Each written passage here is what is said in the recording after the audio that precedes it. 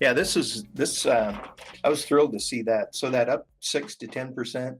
The thing about that is we do like 4 or 5 different research projects, I guess, throughout the year.